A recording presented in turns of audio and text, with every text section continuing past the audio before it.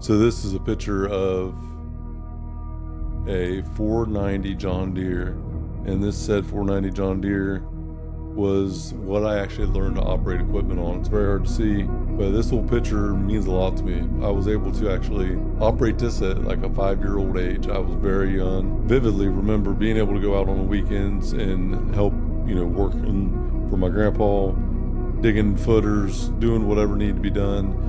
And I had a blast operating this equipment. I'd rather be sidelined trying to achieve greatness than watch greatness achieved and it only set on the sideline.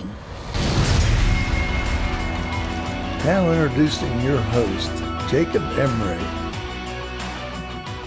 This episode of the Iron and Infrastructure Podcast is brought to you by R&R Pipeline Inc., an infrastructure company.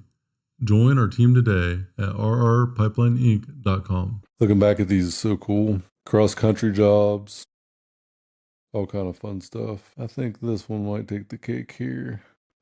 It's amazing I still remember this kind of stuff because it was a very long time ago, but nonetheless I do. Well, let's talk about this one first. So here we are. It's a little video. It's my first experience holding someone on a dozer. So I'm holding someone on that dozer and basically we're on the side of a hill. We're in the mountains, kind of. It's as mountainous as you're going to get for Ohio, but southern Ohio, closer to West Virginia. And the track hoe is on the hill digging in the pipe, and the hill is so steep, it has to be held by a dozer.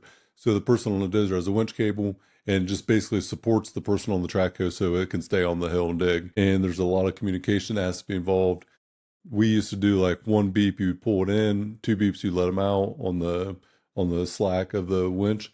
But nonetheless, it was something that I used to love. It terrified me the first couple of times I did it. I'll never forget in Woodsfield on this job, and it might have been close to this day, where the person digging on the track hoe was horrible communicator. He would just go and he would come up, and then he would never tell me to like pull the slack out of the winch. He would try to go back down the hill, and it didn't have slack, so he's pulling the tension, and it's like pulling apart. Well, he did it one too many times, and lo and behold, guess what happens? It snaps. I thought the guy was dead. So I can't see nothing but over the hill barely. So I can see the rear end of the track hill on the edge of the hill. And it's just right on that teetering point. And the winch snaps and the guy starts going downhill. Luckily, by the time I got there, he was fine. He had just slid down the hill, but it was a literal rock cliff. It went straight down and it terrified me. It really did. But what a learning experience that was. I was very young. We needed the people to learn how to run the equipment. And a lot of it was time-consuming things that were not real hard to do, but nonetheless, they were very pivotal at the time of doing them. So these jobs were cross-country jobs. So this was a 40,000-foot project, Woodsfield, Ohio. I still remember vividly a lot of the inner workings of it. I was 19, I think.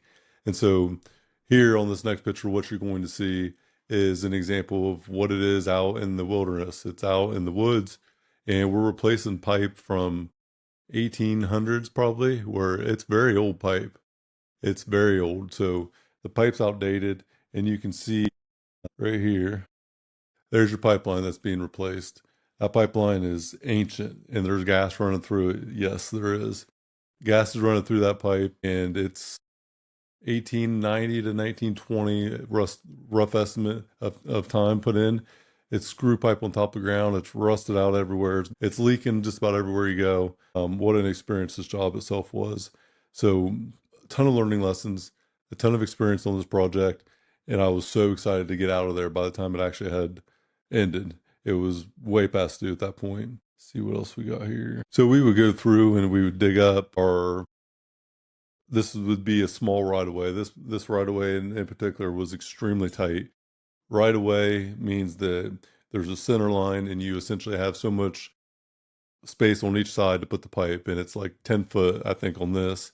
Basically a 20-foot patch through there, and your machine's 8 foot wide.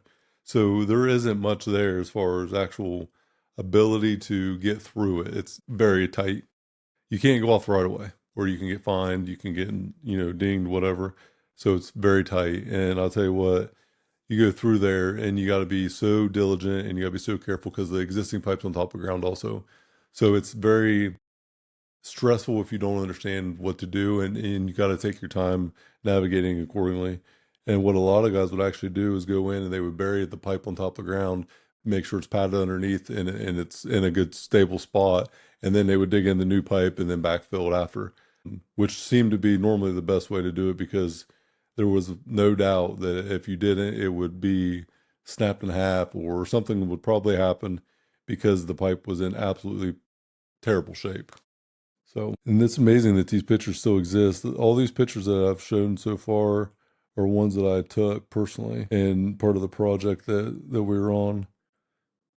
This is very interesting. For whatever reason, I did capture a lot of good moments, during the projects where I don't know why I did. I didn't really think about it consciously, I guess, at the time, but nonetheless, I did, and I'm glad now looking back I was able to. See what else we can find. See if I can find a picture of my track hoe. So this is a pretty epic picture here.